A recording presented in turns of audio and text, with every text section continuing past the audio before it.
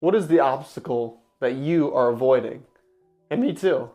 And it's staring us right in the face. So here we are. Pretty much every single one of us who wants to get started with something astronomical, something monumental, something life-changing. We're all here at base camp. And inside of base camp, we got all of our acquaintances partying, drinking hot cocoa. Inside, maybe it's air conditioned or it's heated in there, I guess. It wouldn't be air conditioned during the wintertime next to a mountain. But let's say we're in there having a good time, drinking hot cocoa.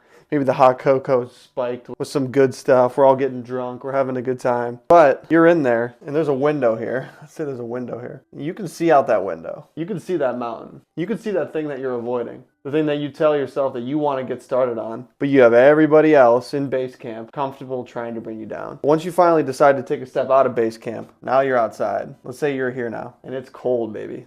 You're in the cold winter air trying to get started. And getting started is probably the hardest part. The hardest part is ignoring the external noise, the external voices that are telling you that, why would you want to climb that mountain? Don't you want to stay inside in base camp and drink hot chocolate and be in the heat? Why do you want to go outside in the negative degree weather and try to accomplish this or try to conquer this mountain? But you have that voice in your head and you're meant for more, so you want to get started. But the hardest part sometimes is getting started. I think what's unique about this is that when you're here getting started, you can always see that next level. And you can also see the people who've already climbed and gotten to that next level. So you can either learn from them and try to get an idea of what they did to get to that next level, but you can also see them, which can make you feel somewhat envious or jealous. You're like, how did they get that high up the mountain when I'm still down here? But what you're not realizing is things that they've overcome to get there. Also being the things that you need to overcome to get there as well, to make that leap to that next plateau. But once you get to that plateau, or to that next level, it's not like you're going to fall back dramatically to where you were before. Once you're there, you're there. And regardless of if you lose your accolades or if you see some sort of setback that happens, you still gain the skills and experience and the adversity that went on in between here to get to where you are there. So even if you take a step back, you still know how to get back to that point much quicker and much easier. I think one of the most important parts of this concept is that there are levels to this. There's people up here who've climbed that far. There's people up here. And while you're still down there and you can see some of those people, you don't really understand how they were able to get that high. But what you don't realize is that as you climb, the higher you climb, the thinner the air becomes. But the more time you spend in that air, the more accustomed you become to it as you're climbing. So when you're down here, let's say this is air, it's much thicker down here. But as you start to go up, it starts to thin out. So you're all the way at the top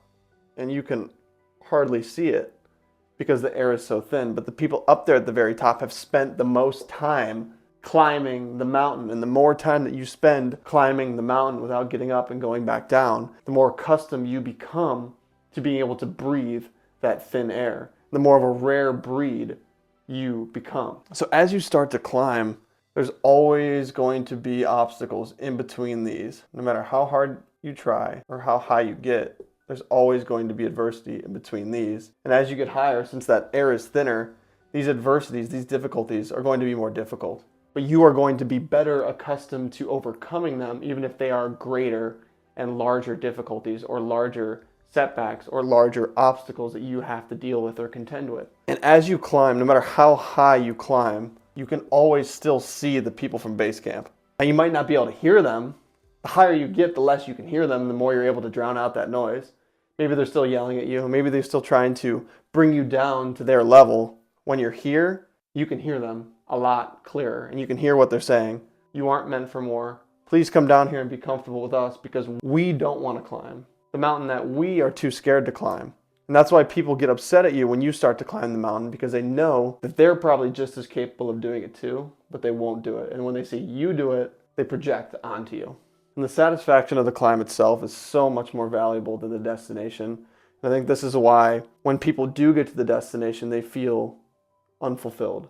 I wanted to make $10 million in my lifetime. And then when you get there, it's like what? This is what I see because I listen to a lot of successful people on podcasts.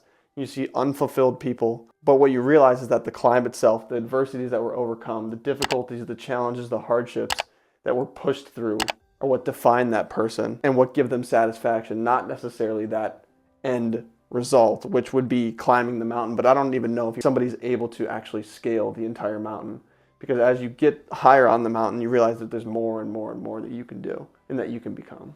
And as you get higher up the mountain, the view becomes a lot nicer. When you're up here and you can see the entire world You can see all the things that you've overcome. You can see all the obstacles that you've overcome when you're looking down. You can look out into the world, across the landscape, and see all that you've accomplished. Because as you get to that level where there's thinner air, the view is also much better, and the accomplishments feel a lot better too. So my question is, what's keeping you from starting the climb? I can tell you what was keeping me from starting the climb. Drinking too much, having a bad relationship with food, having low self-confidence, not believing in myself, surrounding myself with too many people who had too small of goals. Maybe that's what it is for you too. But start getting out of that comfort zone. Get out of base camp as soon as you possibly can, and at least stand outside and feel that air. And then maybe you can decide to take that first step. The higher you climb, the thinner the air.